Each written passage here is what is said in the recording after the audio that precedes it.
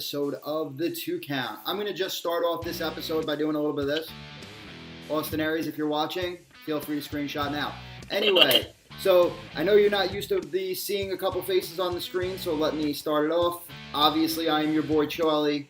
You recognize Dave Duran at the bottom. And we have a new voice coming here to The 2 Count, everybody. I would like to introduce you to Rich Ross, chilling in the Brady Bunch screen, too. I think that's my fun, folks. So we wanted to start this week's episodes off, and we've got a bunch of great things to talk about this week. But we would be remiss if we did not start the conversation with Monday Night Raw and the very sad announcement coming from the big dog Roman Reigns himself. Now, whether you loved him, whether you cheered for him, whether you've booed him, you know, we're in the quote-unquote reality era, and I think that Roman totally broke, obviously, the fourth wall this week, came out and introduced you to Joe Anoa'i, and broke the news that he's been struggling with leukemia for 11 years, that it was in remission, and now he is back in for the battle of his life. And it's sad because, obviously, whether you loved him or hate him, I think it's almost the Cena scenario, right, boys? It's like they hated him because they wanted him to be healed. So, at the end of the day, I know I can say for me, this is a really big loss to the WWE as a whole, from a programming standpoint, from a perspective. But on the human level, I feel absolutely horrible for Joe. I wish him nothing but the best. And the three of us right now are also going to talk about, you know, what he's got in front of him, and then what that means for the WWE moving forward. Because literally, they've just lost a guy that they've invested the past 4 years into. So I will stop talking, and I'm going to pass it off to, let's pass it off to Rich, since he's the new guy. Rich, what are your thoughts on the Roman situation? I think it sucks. I mean, I'm not a fan of his promo ability and hype and look and sound, but cancer's cancer. You know, it sucks. And it's not, you know, a back injury or, you know, a broken neck. This is something that we don't know if he's coming back. Yep. They sound optimistic, but you never know. It's cancer. I mean, yeah. I mean, really, he could die. And it's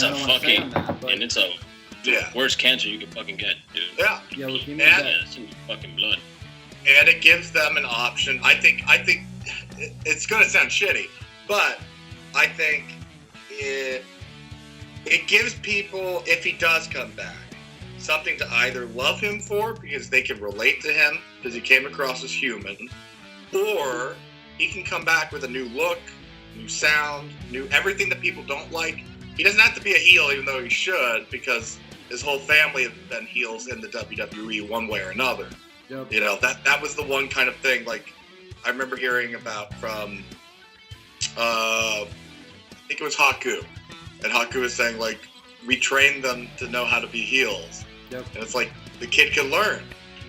I think he wasn't ready. I think he can now sit back and study as much as he wants.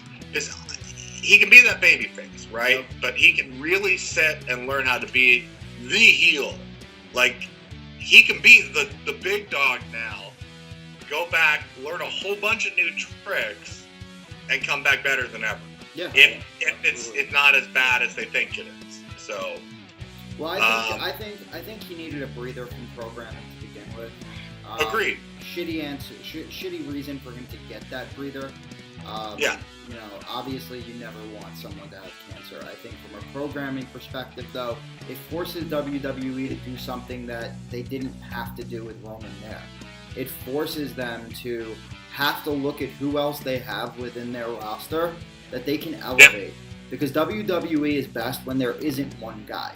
If you look at the you know, Attitude Era, Ruthless Aggression Era, Attitude, it was Rock, it was Mankind, it was Steve Austin, it was Triple H. Ruthless Aggression, it was still Triple H, but then you added in Orton and Cena, and all of these guys were interchangeable. You could put them sitting right at the top of the card, and at the end of the day, you were fine. But for the past couple of years, they've had guys that everybody loves, but it was Roman, right?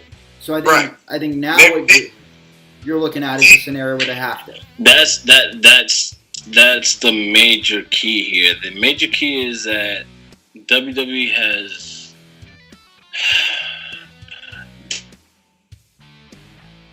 downplayed so much talent on the show as a whole, and I feel like the entire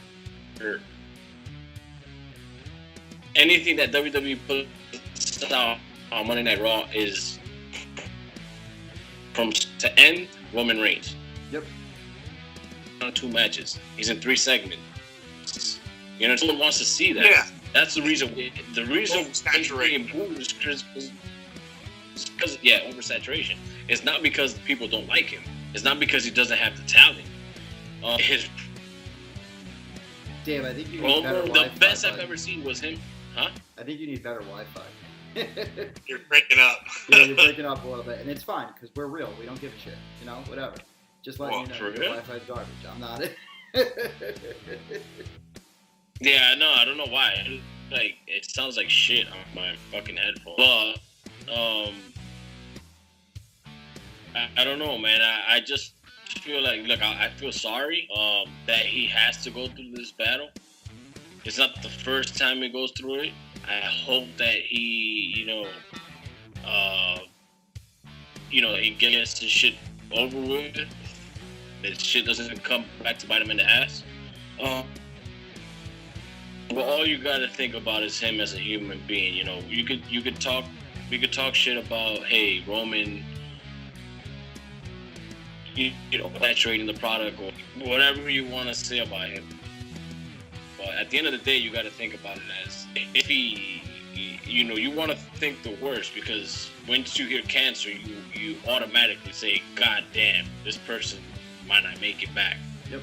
This person might die. Once they hit that tunnel, Yep.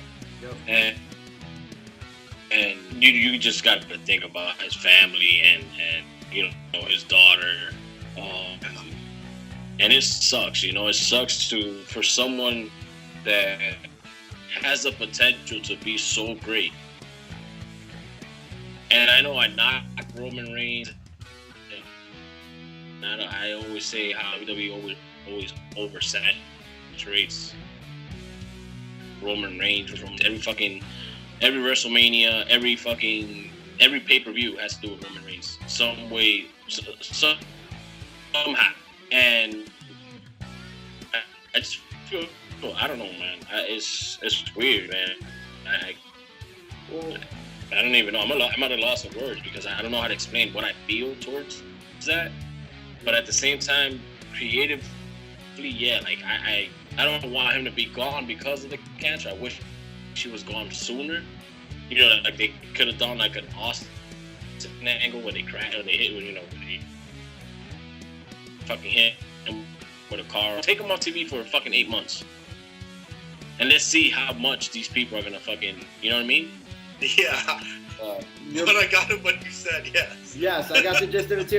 It's funny. I don't know if you're seeing this too, Rich, if it looks the same to you, but Dave will talk, it'll freeze, then all of a sudden like 17 words will come out at the exact same time like he's the Micro Machine Man. So I want to it's like you're frozen, but the words are coming out. It's awesome. I'm going to put it like this. There's 3 things here. So the first piece is my mother actually had cancer. She had really, really, really developed Hodgkin's lymphoma, right? And she survived. It was stage 4, but that's a lifelong thing, right? Yeah. So I want to look at behind the scenes here, what was going on. Once you have cancer, you're never don't have cancer, right? So for the past 11 years, while we've been watching Roman on television, and while he's been doing all these different things and traveling around the world, he's been squeezing in CAT scans. He's been squeezing in all these different tests to make sure that his cancer didn't come back, right?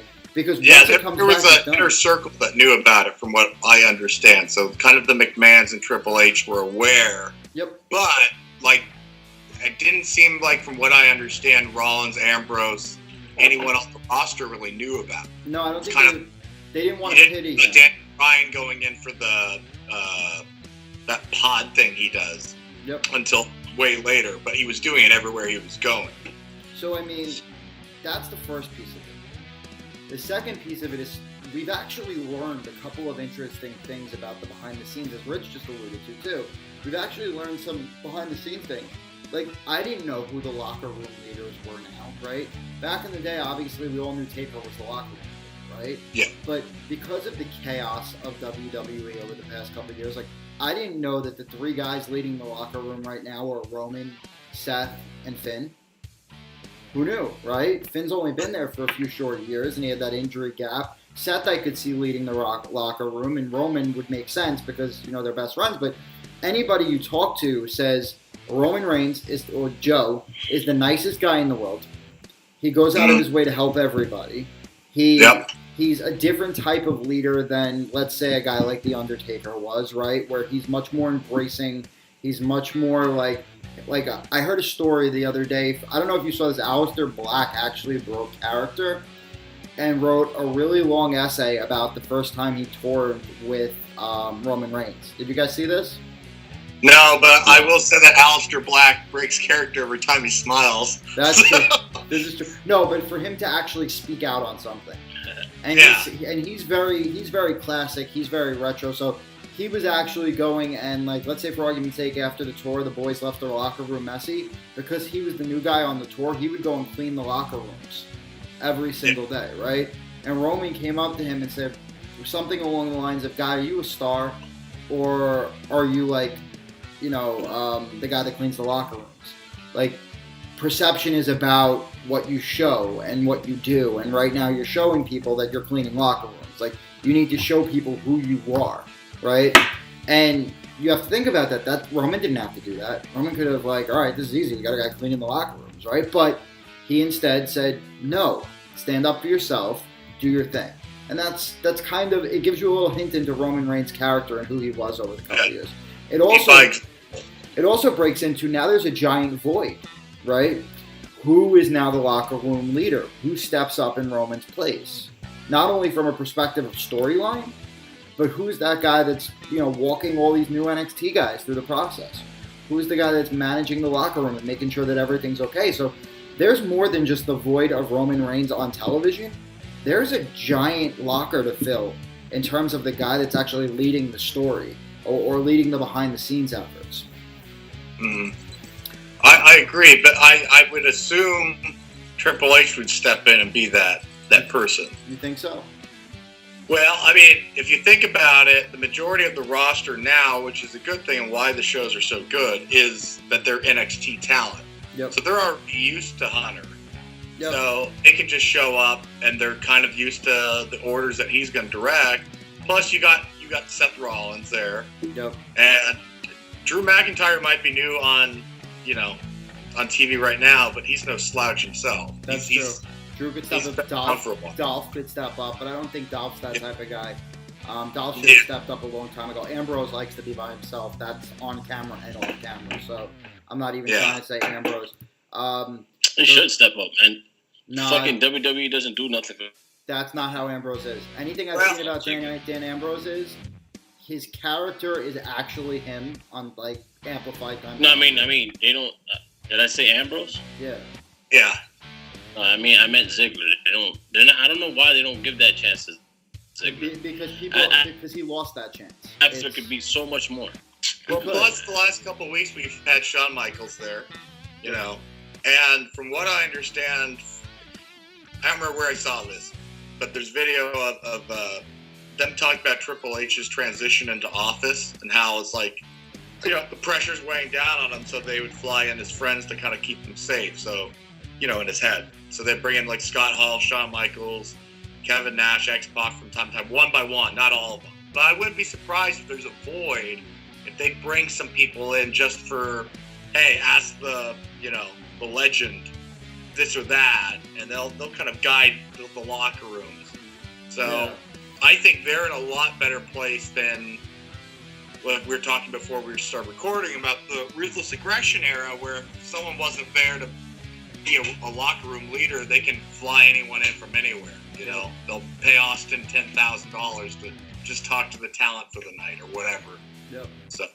So and then I think they're in a good place. I think the last piece about Roman is we saw he's the locker room leader. We now know what's going on with the situation.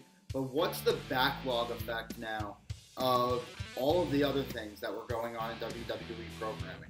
We saw them shift on Monday Night Raw 3 storylines because of the void created by Roman Reigns, right? Yeah. So the first piece of the storyline that was shifted was obviously the most obvious piece of it was the Ambrose Heel Turn, right?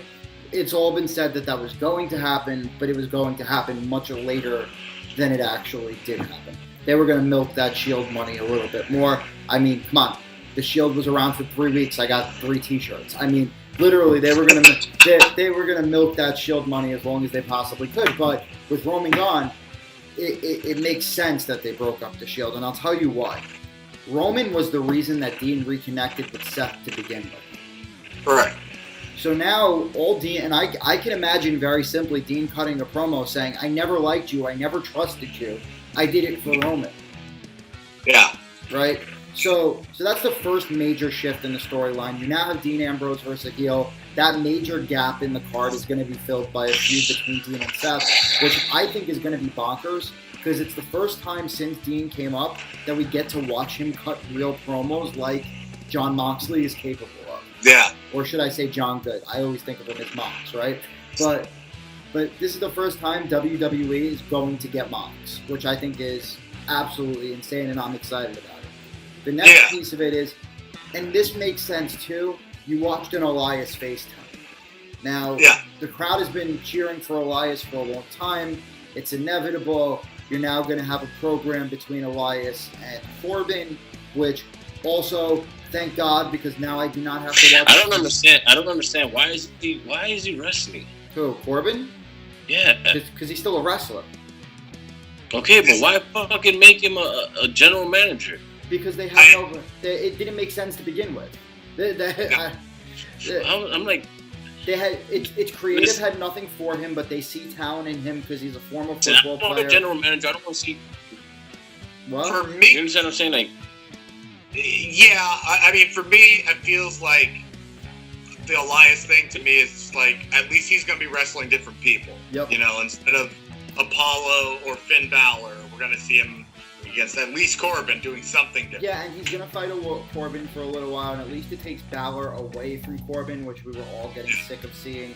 So that's good in a sense. And I feel like there was Quick question, real quick. You guys hear me? Does it sound better now? Yeah, much better. Okay. And it sounds like there was another face turn as well. Wasn't there another face turn this week? Yes, Braun Strowman. You mean the new Big Show? The new Big Show. Yep, he is now flipped again. I think they lost it. There's one thing before we move on from they lost it. They lost it with that guy. There's one thing it's not the same. Move on from Roman completely is that's a big character to be off the show. And the other thing that people need to keep into consideration is Vince McMahon works best when all the shit is pushing him against the wall. Yep. WCW, Bret Hart, Vince works really good under pressure, and he hasn't had a good kick in the pants in a while. So this is kind of like, I wouldn't be surprised if what we get out of this is going to be some really good television. Well, and I also add to that, and I agree with you, and I think the next piece you have to add to that is everybody's going to want Roman's spot. Yeah. So you're going to see all the talent putting in extra effort in the ring, putting a little bit of extra audacity into their promos, going the extra mile that they maybe, I mean, all of these guys were kind of on autopilot. They really were. It was obvious. Where Seth would come out, burn it down, come out, do his stomp, and win a match. Drew would come out, and I mean, Drew and Dolph were literally cutting some of the best promos on TV, but they were. I love the Shield. That was one of the most boring feuds I've watched in a long time, just because it didn't make sense. Braun comes out and does his Goliath thing, and now you've got Dolph Ziggler, who's like 6'1", doing the Goliath thing. I'm sorry, no. But what made it boring?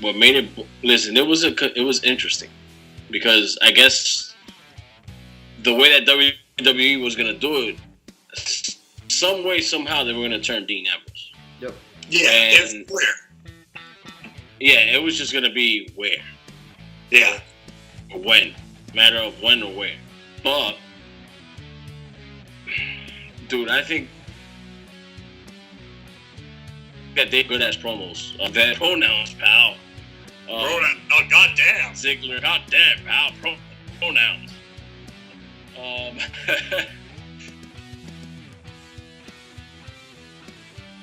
They got some tremendous fucking promos. Wait, you gotta repeat that. Nothing came out. Mm-hmm. Fucking A, dude. Fuck. Just go fucking take it away, Charlie. Go with another topic. All right.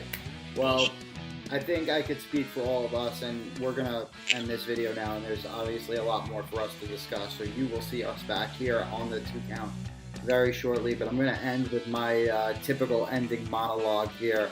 I think I could speak for all of us, and I could speak for our missing brother in action, Kyle, when I say we wish Joe a very speedy and quick recovery. I hope he gets to enjoy some of the time now that he's going to have with his kids. I know WWE is going to take care of him to the fullest extent. He's definitely in my prayers. I don't know if you see what's on my neck, but he's definitely in my thoughts and prayers. I wish him nothing but the best and hope to see him back in a WWE ring very, very shortly. That sum it up for you guys? Yes, sir. Yeah, man. All right, and on that note, thank you guys for joining us. We ask you to please subscribe. There is a lot of great content coming. Click the like button, hit the subscribe button, turn your notifications on, and keep joining us because we're trying to change the way that wrestling content is developed with actually thought-provoking wrestling conversations. So, on that note, I bid you guys adieu. Until next time, you have yourselves a great night.